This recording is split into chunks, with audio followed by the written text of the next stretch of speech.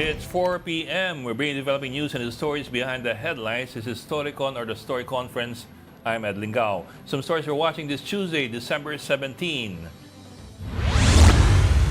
COA, or the Commission on Audit, has flagged over 1.3 million errors in PhilHealth's membership data, including deceased members and incomplete information. State auditor said this resulted in the over-subsidy from the national government worth millions of pesos. Meantime, UP has failed to act on COA's recommendations regarding the 134.6 million EUP project. These include collecting penalties and completing the digital infrastructure. The Senate has ratified the Reciprocal Access Agreement, or RAA, between the Philippines and Japan with no opposition or abstentions. The Defense Pact, which is like a VFA, allows troop movements and troop deployments and joint military drills between the two countries. Japan's parliament must also approve the pact before it takes effect. And Pag-asa continues to monitor the low-pressure area inside the Philippine Area of Responsibility, or PAR. As of 8 a.m. today, the LPA has a high chance of developing into a tropical depression in the next 24 hours and will be named Kerubin once it does. And joining us today is Storycon's resident political papa, Tito Ronald Llamas. Oh, political pundit na lang, sige. Para malinaw. Good afternoon! Good afternoon sa lahat ng tikapakinig natin. Gandang hapon mula sa ating papa. At galing sa ating prinsesa ng Parañaque, from the Philippine Star, Editor-in-Chief, Ami Pamintuan. Ayan. Hi, good afternoon. Naka-white, Happy Tuesday. Puting-puti. Happy Tuesday. Happy Tuesday. Hindi puti yan, tamo. Iba lumalabas dyan, di naman to puti. Talaga? Bakit ano ba yan? Parang cream to, parang cream. Okay. Hindi to puti, medyo ano to. Alam mo sa lalaki, lahat ng nasa spectrum na yan, puti na yan. Pare-pareho. Kami mga lalaki, medyo simplistic kami sa mga ganyang bagay. Kaya nga yung pucha, hindi namin alam yung kulay na yung pucha. Pucha. Mga interceive tayo. Hindi. Pusya. Fuchsia. Pusya. Matotro mo na naman. Pusya. Alam ko kasi pucha eh. Huwag na ulitin. Ami, ano mga headlines mo ngayon? Well, apart from, ayun na nga, papalapit na si Kerubin. At papalapit na rin ang pagdating yan ang iniintay ng lahat. Pagbalik ni Mary Jane Veloso. Ay, bukas. At 6 in the morning daw, bukas. 6 in the morning. Gandang photo ops yan. Gandang photo ops. Babawalan daw ang media yata sa pagdating. And inaayos pa kung pwedeng salubungin ng magulang, ng kamag-anak. Oo. Kasi didiretso yata siya sa correctional eh.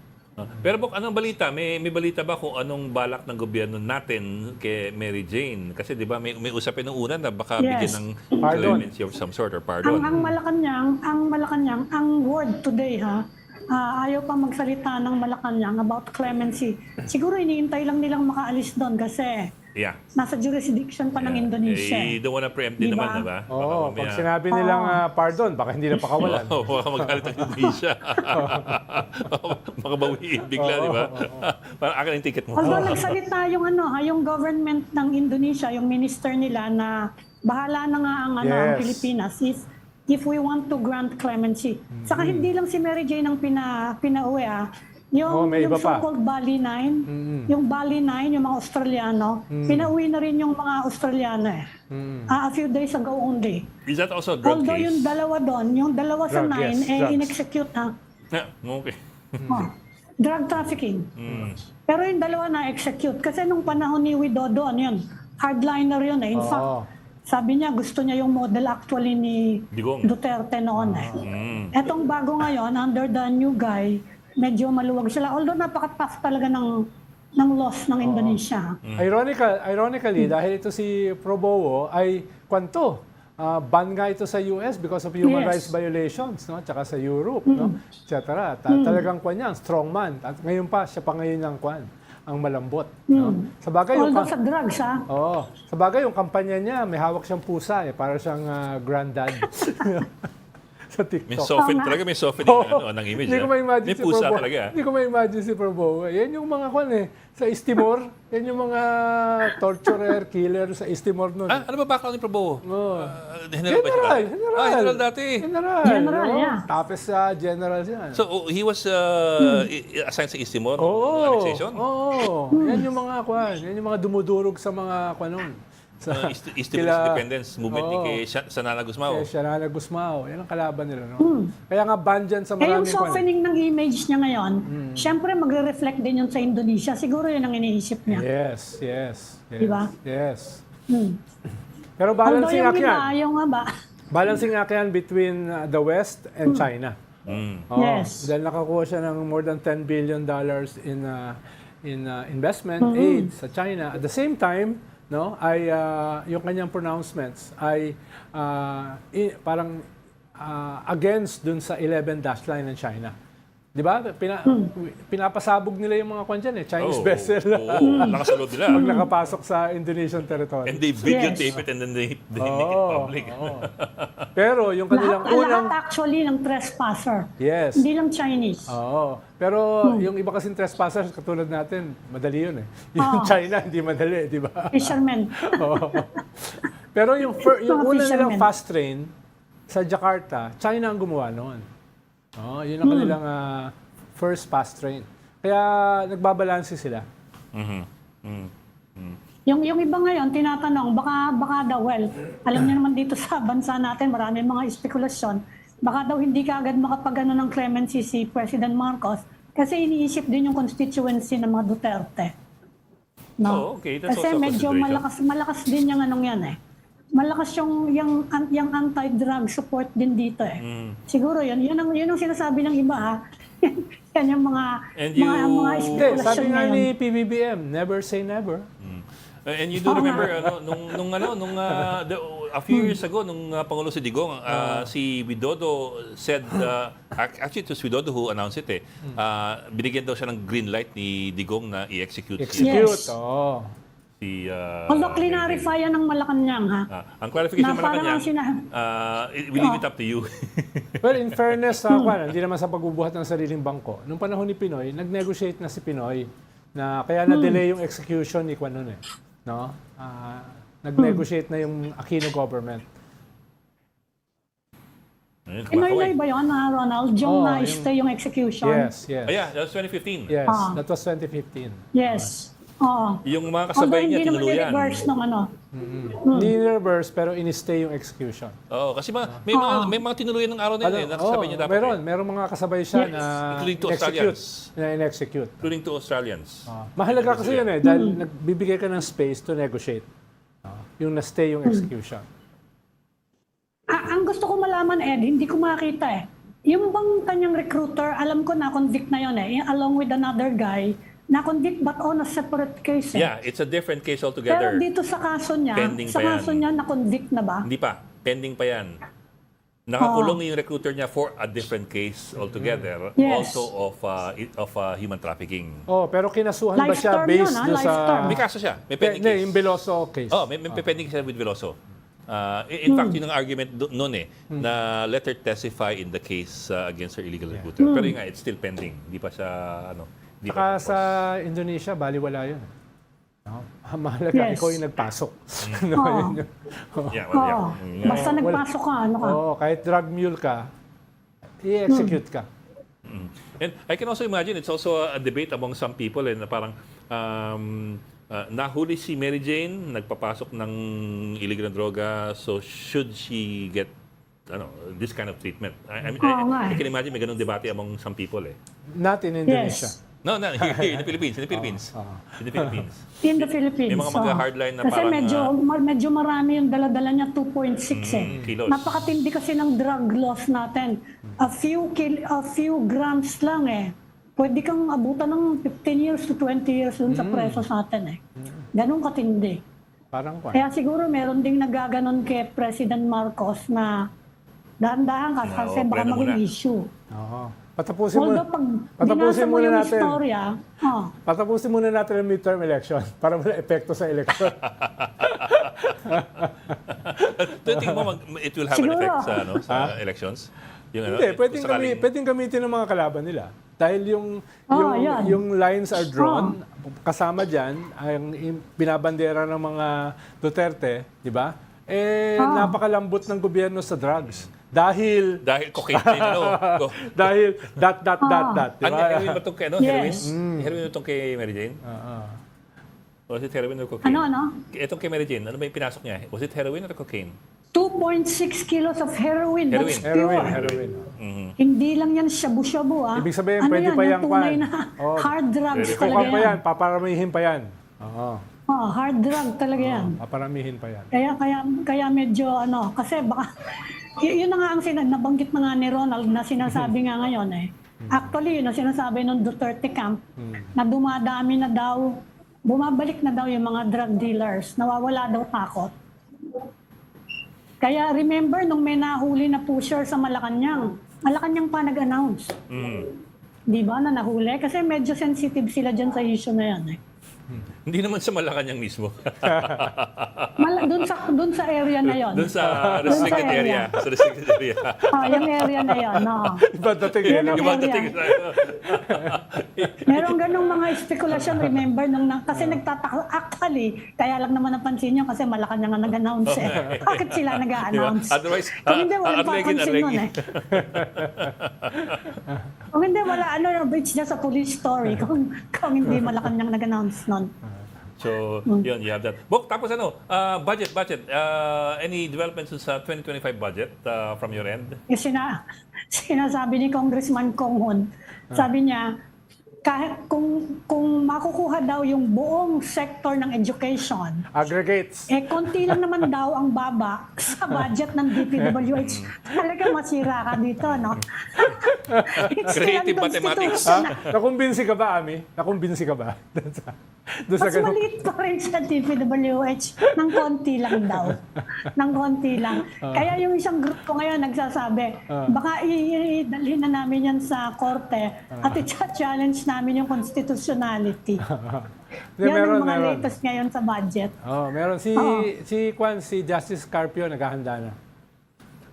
Dalawa yatang talaga. kaso. Yung constitutionality. Yung isa sa DepEd, yung isa sa PhilHealth. Ito po, basahin ko lang Yes. sa Constitution kasi Article 14, Section 5.5, the Constitution says, the state shall assign the highest budgetary priority Yes. to education and ensure that teaching Yes. will attract and retain its rightful share of the best available talents through adequate remuneration and other means of job satisfaction. Pero yun, that's what it says in the Constitution literally. Highest budget priority to education. Yes. Pero siyempre, kung if you go into creative accounting, Pati TESDA, sasama mo. Lahat, sasama mo. do you look at Yun na nga ang sinabi ngayon. education as a sector in terms of the aggregating the numbers of education-related budgets, or do you look at DepEd and SHED and SUCs lang? Hindi, yun ang sinabi ngayon ng House.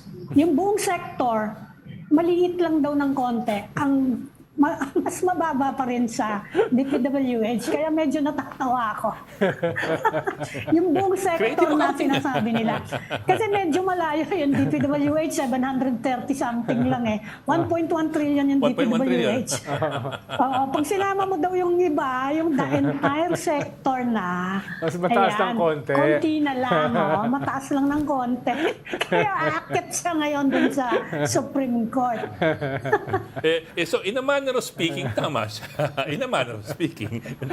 Yan ang problema sa in a manner of speaking. Depending on which lawyer you talk to. Are you one of the learned? Ano ba? Ang problema, pagtatawanan yung ganyang argument. No? Kaya Diba? nga eh. Pagtatawanan Tapos yan. nagsalita na rin sila, of course, although kahapon pa sinasabi to ng mga lawmakers, pero si Senator Chi, sabi niya, pwede daw i-augment through yun na nga, supplemental budget, yung education. Yan. Oo. Although siguro isipin ng Malacanang, sana naman kami kukuha ng pondo, kinuha nyo na yung pondo para saan program appropriation. It could be a combination of line B Saan to. pupunta yan? Pwedeng kombinasyon niya ng line B to, bawasan yung DPWH, tapos supplemental. 288 billion dinagdag doon Tapos supplemental. lalagyan mo ng supplemental, babawasan mo yung kwan. So, Dagdag bawas. dagdag bawas. Dagdag bawas. No?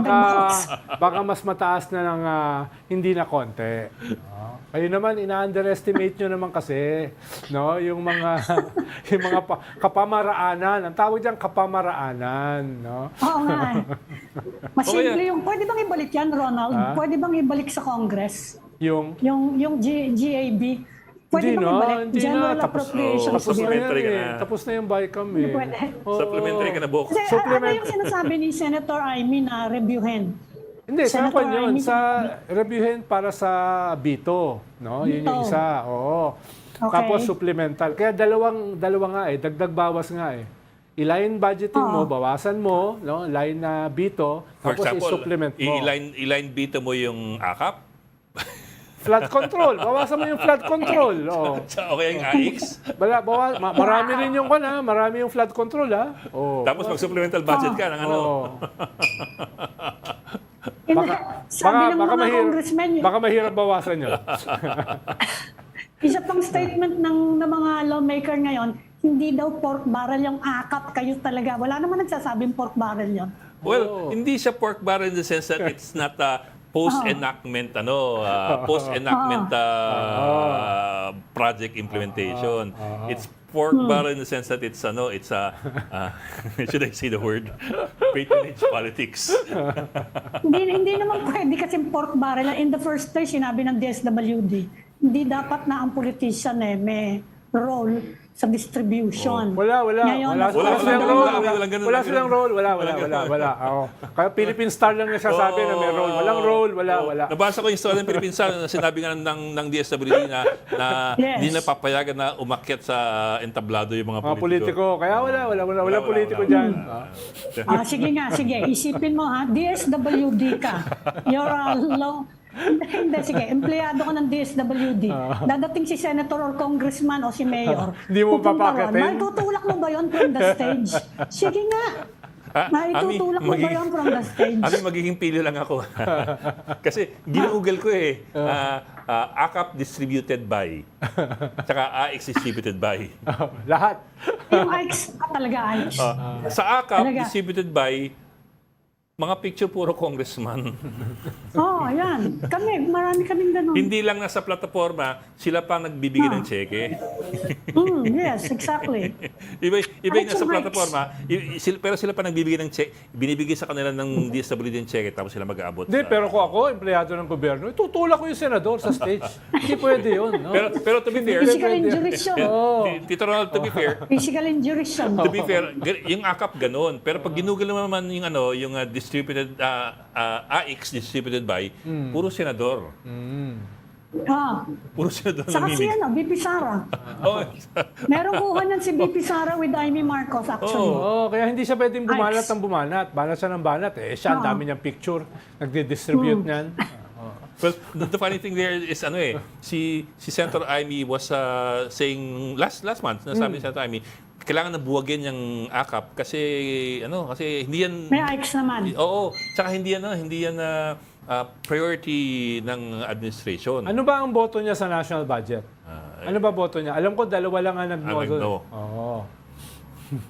Baka naman ayaw niya yakap kasi project nung kaibigan niya sa house. Oo. Pero kung pumirma siya sa budget, okay sa kanya yan. Dalawa lang kasi nag-no. Alam mo yung Ike's yung concept niyan is supposed to depoliticize actually yung aid giving. Kapalit siya yung KBL, yung kasalbinyang libing. Hindi talaga yan yung papalit kasi nandiyan yung talaga yung burial assistance, yung mga ganyan, kasalbinyang libing, pwede kang humingi sa DSWD for those expenses under Ike's. So, siya yung kapalit ng KBL. Pero nakita ko, nung nag-google ako, laki-laki ng pictures, LED projection sa likod ni Amy Yan na Marcos. Maraming salamat, Senator Amy Marcos sa AX Yan na distribution. Yan na nga. Siguro kung medyo matapang yung DSWD chief and will put his foot down, kaya lang, ang problema, napakalaki ng bansa natin, makokontrol ba niya lahat yun? So, yun ang mga ganung bagay lang ba? Ay, teka po, si Maan Enriquez, ang ating congressional reporter nasa linya. Ano, pasok natin. Okay. Maan, anong chismis diyan? May paliwanag na ba doon sa 2025 national budget na inaprubahan ng BICAM? Sa kanilang mga maneuverings, financial maneuverings, mathematics. Isa-isahin na lang muna natin, kasi 'di ba nanggaling nga muna tayo doon sa sinabi ng Pangulo na gusto niyang ibalik kumbaga itong DepEd. sa 10 billion pesos na budget nga doon sa DepEd, at ngayon naman ayaw naman niya magbito ng line item. So ano mangyayari next? Yun yung hinihintay natin at tinatanong nga natin sa mga House lawmakers na miyembro ng BICAM kung ano ba yung gagawin nila. Ngayon, pwede kasi sinasabi nga pwede mag-reconvene, pero ang sabi nila, it's now under the review nga ng executive and due for signature nga before Christmas. Supposedly yan, December 20 daw, yan dapat nakatakdang lagdaan nga ng Pangulo. Pero as of now, ngayon, hinihintay pa rin daw talaga nila kung ano nga yung gagawin or magiging aksyon ng Pangulo. Dahil dun pa lang sila rin a-action pagkatapos ko naman yung mapagdesisyonan ni President Bongbong Marcos. Ngayon, himayin naman natin yung sinasabi nyo nga mga adjustments or may increases, lalo na yung 17 billion pesos, di ba?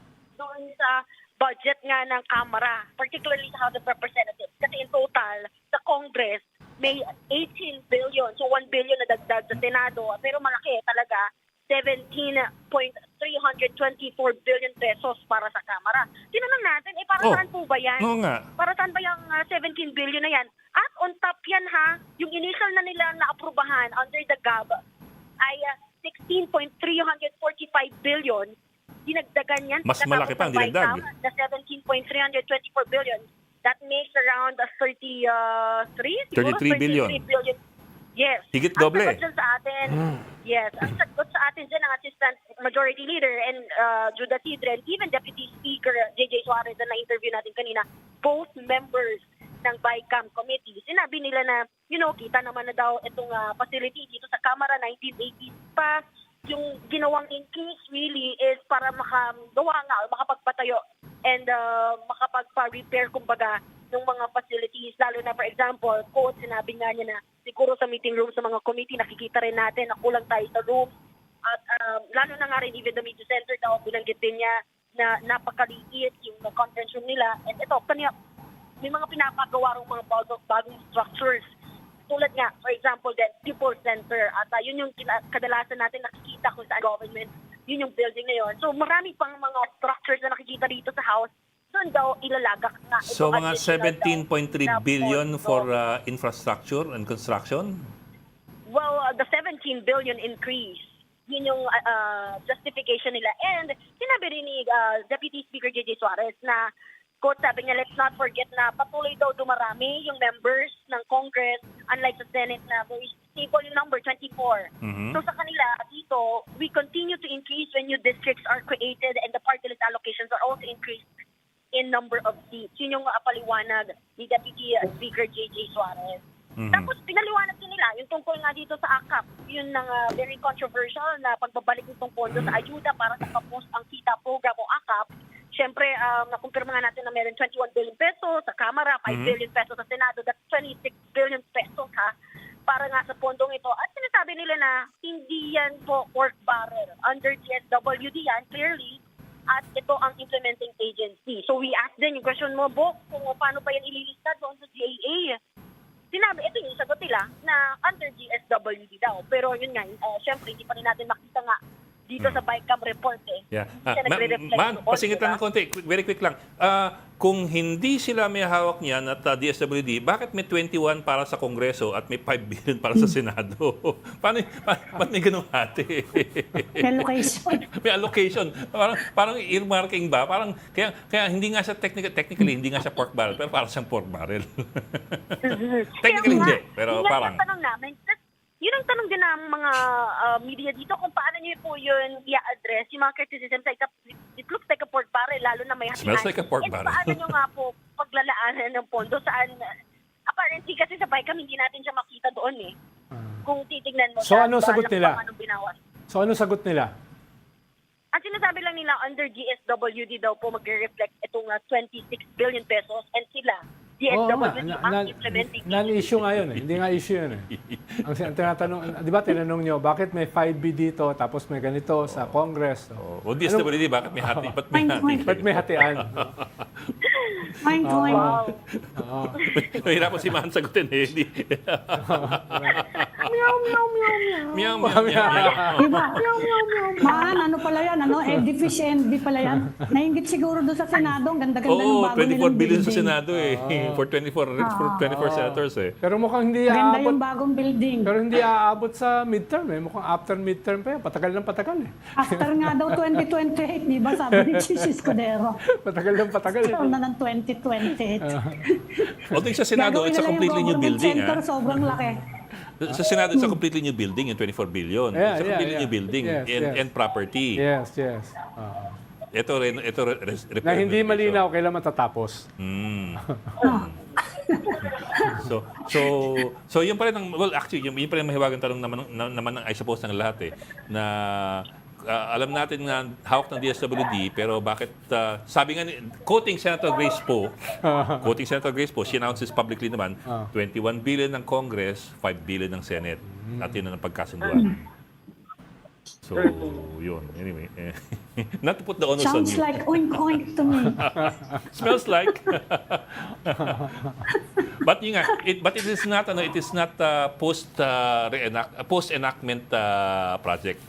Technically hindi siya pork, but it is I'm just being sabihin na hindi naman pork barrel kasi hindi naman ganun. Parang tell it to the Marines, di ba? Program siya eh. Yan yung program appropriation siya, pero may say sila sa pag-earmark. Di ba? Kaya kailangan talaga umakit sa Supreme Court yan eh. Yes, yes. Di ba binawal na yung Post-enactment. post-budget enactment earmarking. Tama. Yun yung nature ng pork barrel. In fact, hindi yung entire PDAF ang binawal eh. Yung practice na yan mismo, na you will earmark projects after the enactment of the budget. Yun ang binawal. Actually, Ami, baka mas maigi pa nga ang pork barrel kasi pork barrel kahit pa paano infrastructure eh. So makikita kang tinatayo eh. Well, kung walang corruption ha. Yes. Ito ito lugaw na, Kahit ano. na pinamimigay mo yung pera eh. Kahit yes. Pwede pa yan dun sa yun nga dinagdag dun sa DPWH. Pwede pa magdagdag yung BICAM dun sa sinuggest ng Malacanang. Isa pang issue yan, di ba? Sa NEP, di ba? Under the Constitution, Congress You cannot. cannot add to the Ang budget laki-laki ng dinagdag proposal. nila, kaya naging 1.1 trillion. Kasi kung hindi ganyan yan, di pati Malacanang mai-issuehan ng unconstitutional yung budget niya, mas maliit yung education sector kaysa sa Actually, Ami, ito rin, this came from Maan eh. Yung Office of the President, in-increase ng 5.4 billion ang budget ng OP. Kaya tumahimik ba? Yeah. Maan, may ganun din the Constitution says that the Congress has no Yeah. authority to You increase cannot increase. the budget proposal submitted by Malacanang. May ganun You din can yun. cut, but you cannot 5.4 increase. billion. So may ganung questions din eh, no? Baka maging constitutional issue eh, no? Yes. You can cut, but you cannot increase. Totoo. Hmm. Even yung Ayan unprogrammed ang mga din. Parang ang laki yata nung unprogrammed din. Sa 500 ayun. billion. Yun yung unprogrammed. Dinagdagan din nila yung unprogrammed. 531. They've increased it Yes. to Hindi yun elephant in the room. Godzilla in the room yun. Godzilla. Ito po, Article 6. 373 billion ang idinagdag. Yes. Ito, man, Bawal ito. yun. At 531.6 billion. Article 6, Section 25 of the Constitution provides that Congress may not increase the appropriations recommended by the Yes. President for the operation of the government as specified in the budget. That's Article 6, Section 25. Unconstitutional yun. Di ba may Unconstitutional yun. magpipigil Lalo na na nga yun. yan? Sa Supreme Court, I understand. So, yun. Meron ng mga naghahanda ng yes, dyan sa budgeting na yan. Ewan lang natin kung ano magiging impact niyan dun sa expenditure ng gobyerno pagpasok ng January 1. We need the budget by January 1. Baka i-re-enact nila. Isa na namang dahilan yun for a lot of opportunities for corruption. kapag re-enacted ang budget. Sa, Yan ang isa sa pang reenacted budget, very powerful ang presidente dyan. Yes. Nakaka-impound ka rin dyan. You can impound quote-unquote savings ng mga ano. I'll do a quick run through. Ito, galing din kay Maanto, this document. I think it's a summary ng BICAM. Binawasan Agriculture Department ng 20 billion ng BICAM sa kanyang budget. 20 billion sa Agriculture Department. 11.5 billion from DepEd naman. Tapos ano pa ba rito? Regions. May iba pa ako nakita. DOTR, nakita ko binawasan din ng DOTR eh. So may mga significant cuts ang ilan dito. Teka ha. Ang DOH. DOH binawasan ng 25.7 billion. Ang DICT in-increase ng 4 billion. Ang DILG nabawasan ng 131 million. Justice in-increase ng 1.6 billion. DOLE binawasan ng 18 billion. DOLE by 18 billion. DND nag-increase by 8.8 billion. DPWH increased by 288 billion. Ayun. Kita mo yung mga tumas mo ba? Diba? Saan galing yan? Saan ang ahensya inilugot? Yung ganyang kalaking mga bilyon, di ba? Yung realignment. Tinanong natin yan kanina, sir. Saan niyo po ba hinugot tong mga to? Yung nadagdagan kayo ng 17 billion, yung 288 billion sa DPWH. Ang sagot na lang sa atin is hindi daw, actually as of now, hindi pa nila matukoy. They're not privy as to kung saan particular agencies kinuha o hinugot na ito. Oh, okay. Kamaan, kailangan mo ng ano eh, kapag ganyang nagdagdag ka, pag nagdagdag ka ng appropriation, you have to specify dyan sa budget kung saan mo kukunin yung revenue to support it eh. Program dyan eh. That's a programmed appropriation. Yung saan program, kaya ginano nila, in-impound nila yung mga supposedly savings ng mga government corporations para masiguro na mapopondohan yung unprogrammed. Isa pa yan, kini-question na yan. It's in the Supreme Court now, yung issue na yan. Pero dito sa mga bago na to, wala pa. Oh. Tapos DSWD, binawasan ng 95 billion. Ito, DOTR, tinanggalan ng 16.6 billion. Marami-raming. Ang daming umikot na pera. So, good luck sa iyo, Ma. Naninibaguhan ka ba? Ed, naninibaguhan ka ba? Parang dami natin pera, di ba? Sa country, walang dami natin pera. Okay. Sorry man, I know you cannot answer for them kasi tsempuhan lang yun para makontak mo yung mga yun eh. Pero yun, those of course are the pending questions by a lot of people. Constitutional issues among them, di ba? Yes. Cannot increase, yung mga gano'n. Yes. At kunya, naghahanda na yung isasampa sa Supreme Court. Yes. At meron din pala tayo mukhang dokumento mula naman kay House Assistant Majority Leader Jay Kong Hoon. Kung nakita nyo, pinoward ko rin sa yung book. Oh, yeah, yung, yung tungkol sa Department of yung Education Sector DepEd in versus general. Public Works. Yung, yung creative mathematics. The aggregation, there you go. That's the one. Galing yan sa BICAM. In-aggregate nila by sector. So, education sector versus public works Mas sector. mababa pa rin. Ng konti. Mas mababa ng konti. Hindi, mas mataas na raw ng total education. Mas mababa na yung DPWH. Mas mababa ng konti. Sa Constitution, 1.1 trillion yung isa. Okay, talaga, mga malicious talaga. Di ba yata lumagpas ng trillion yung budget ng education sector natin kahit kailan? Hindi, tsaka ang babalikan mo dyan, no? Dati naman, hindi naman ginagamit yung aggregates na yan eh. Di ba? Hindi naman yan ginagamit para sabihin DPO. ano yung budget ng education. Kaya medyo style bulok. No? Wag naman ganyan, no? Hindi naman kami ganun katalino ni Ami at saka ni Ed. No? Hindi naman tayo ganun. Yung pagsamahin Hindi siguro naman yung tayo CHED ganun saka yung ano. di ba? Baka pwede yung DepEd saka yung CHED, pwede na yun. Oo, yan lang. DepEd, CHED. Tsaka binawas Pwede. kasi dun sa public works budget, binawas yung convergence projects na 82 billion. So, Tinanong natin kung ano ba yung convergence project na yan. talagang dagdag bawas eh. No? Kasi kung hindi mo tanggalin yung convergence projects, mas mataas pa rin ang DPWH kaysa dun sa aggregated na education sector. Hindi na maliit. Kaya nga. Hindi na maliit. Ang tanong dyan, dahil constitutional issue yan, kapag ganyan, sino ma-impeach dyan? Unconstitutional yan eh. Dami na problema sa impeachment. Dami na impeachment eh. no? Marami ma-impeach dyan. Nahihilo na kami dito. Pero ang nakuha ko sa mga bubwit, yung impeachment ay wala na yung possibility ng junk. Ang pinagdedebatehan na lang yung quick burn or yung long burn. Aba, may ganun ka pa, ha? May ganun ka pa. Yan ang May pinagdedebatehan. tanong natin si Marian. Marian, anong ano dyan? Anong marites chisma? dyan sa chamber tungkol sa Eh, impeachment? Tito Ronald, yun lang ba ang pinagdidebatehan? Hindi ba kung saang session or Congress din sa isasalang? Like, Mukhang, ang naririnig kasi. kung after Naririnig kasi natin. midterms, wala na yan. Either gawin yan ngayon before the midterms or hindi na. Yes. No? Yung mga nagsasabi na gagawin after, wala yun. No?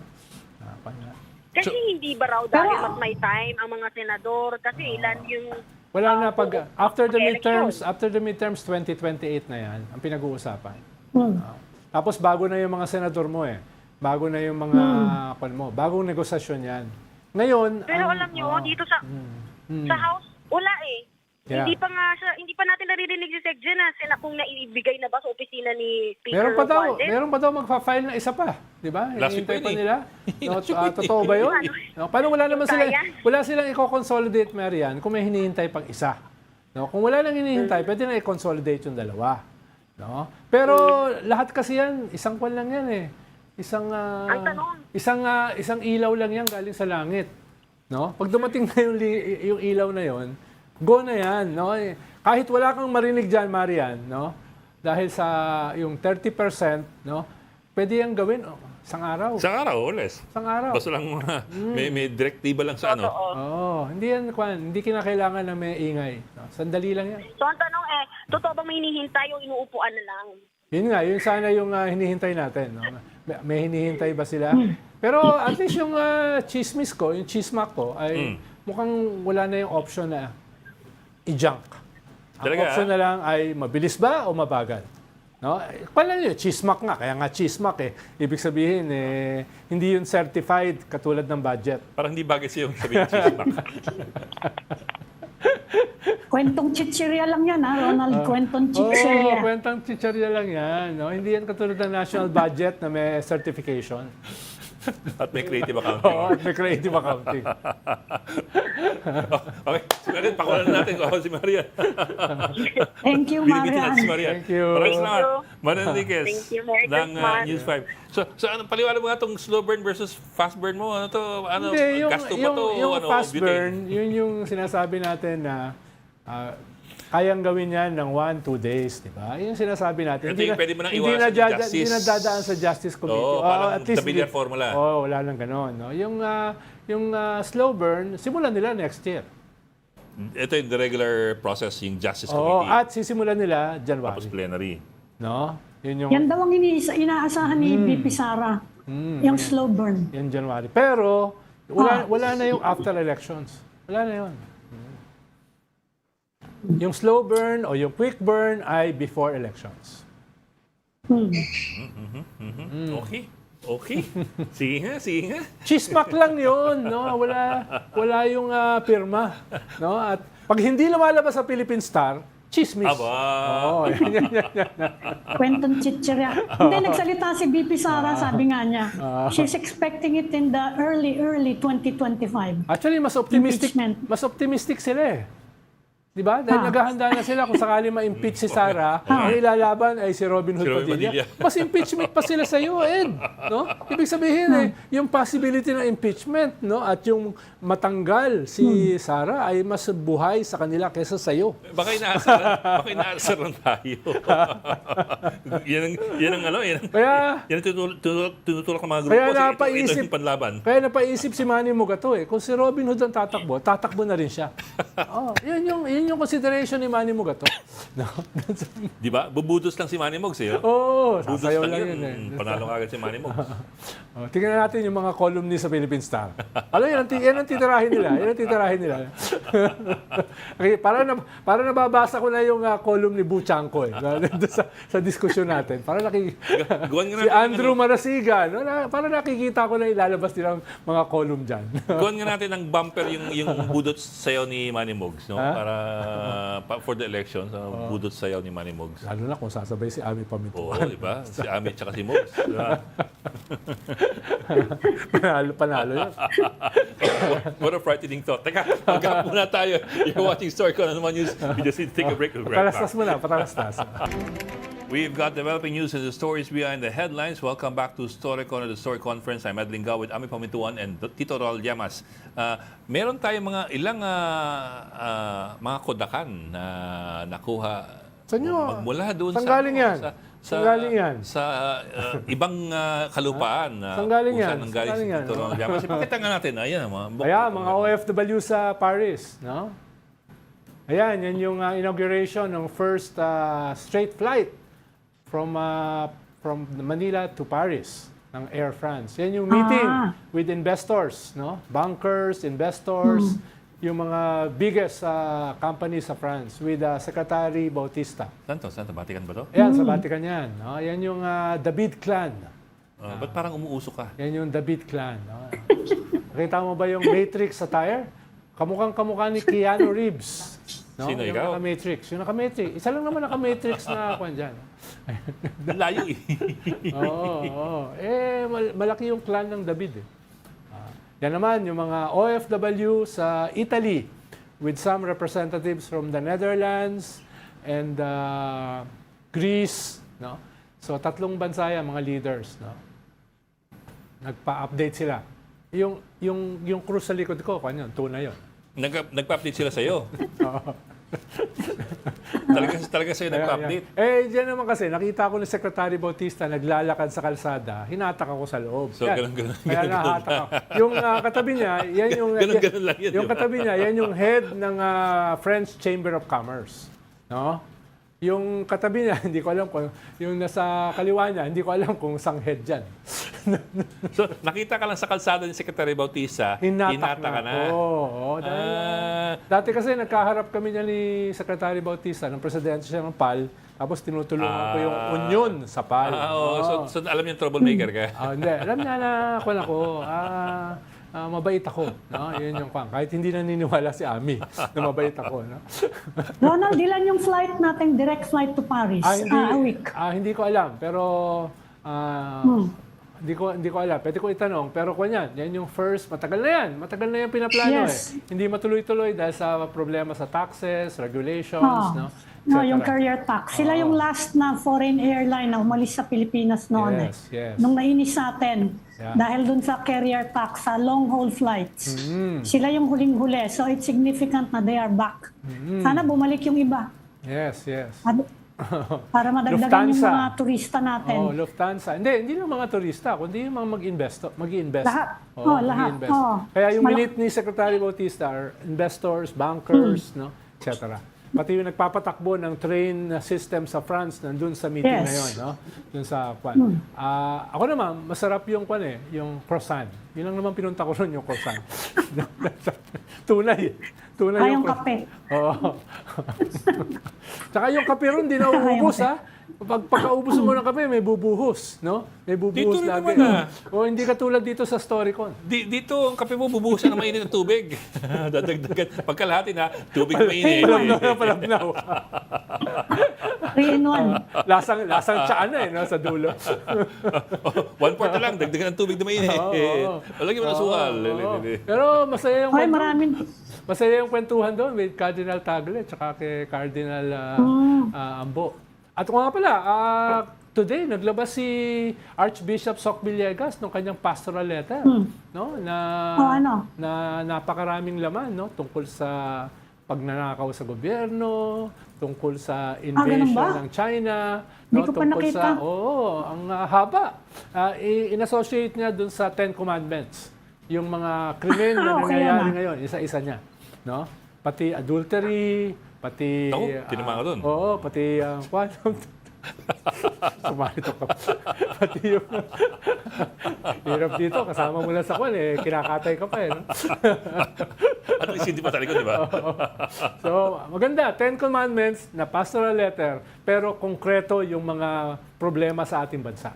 Yung Pero kung killings... pastoral letter yan, it has to be read in all churches. Sa Pangasinan. Sa Pangasinan. In Pangasinan. Oo, So, sa Pangasinan Pangasinan. lang. Doon siya Archbishop eh. Doon siya Archbishop. that's true. Kaya, Kasi ang story namin, yung message lang for the simbang gabi. yes, yeah. Yan naman yung dito sa Manila. Yeah. Simbang gabi yun para sa Pangasinan. No? Yung pastoral letter para sa okay. simbang gabi sa Pangasinan. Pero maganda ang pagkakasulat. Haba lang nga. Dahil yung 10 Commandments no, inisa-isa niya, no, hanggang dun sa pagpatay, pagnakaw, pakikiapid, no? Ganun ang ginawa niya. Pati yung West Philippine Sea, kasi may problema dyan sa Pangasinan. Yes. Di ba dyan galing yung black sand, black sand Yes. mining, na binibenta natin sa mga Chinese na panggamit nila sa reclamation. Yes, yes. At saka si Archbishop Soc Villegas, a few months back, naglunsad siya ng sarili niyang civilian convoy. Symbolic dahil 3 nautical miles Yes. lang sa West Philippine Sea. Ay, oo, ano? Oo, ginawa niya yun, no? Yes. Kaya si Archbishop Soc Villegas, very consistent sa usapin ng West Philippine Sea, Yes. sa usapin ng EJK, no, sa usapin ng pagnanakaw, etc., corruption. At kinonsolidate niya sa isang pastoral letter para sa simbang gabi sa Diocese ng Pangasinan. Kasi sa Pangasinan, daman-dama dyan yung problema ng West Philippine Sea. Nandiyan yung mga fishermen na affected Yes, yes. Malaking ano sa kanila. Sana, Malaking impact sa kanila. sana mas marami pang mga obispo na gumawa niyan. No? Dahil naghihintay yung mga tao sa kanilang moral leadership. Hindi intervention, moral leadership. No? Anong kanilang pagtingin dito sa napakaraming nangyayari sa ating paligid? Yan po si Papa Ang Donald. ating papalicious from Paris, si Tito Rol Llamas. Okay, maraming salamat for joining us today, Papa Ronald, ang ating resident political pundit, at of course, si aming pamintuan, ang bossing ng Philippine Star. Maraming salamat for joining us today. Join us again tomorrow 4 p.m. for the Storycon. I'm Ed Lingao. We are One News, all sides, all the time. This is the Story Conference Group or the Storycon Group.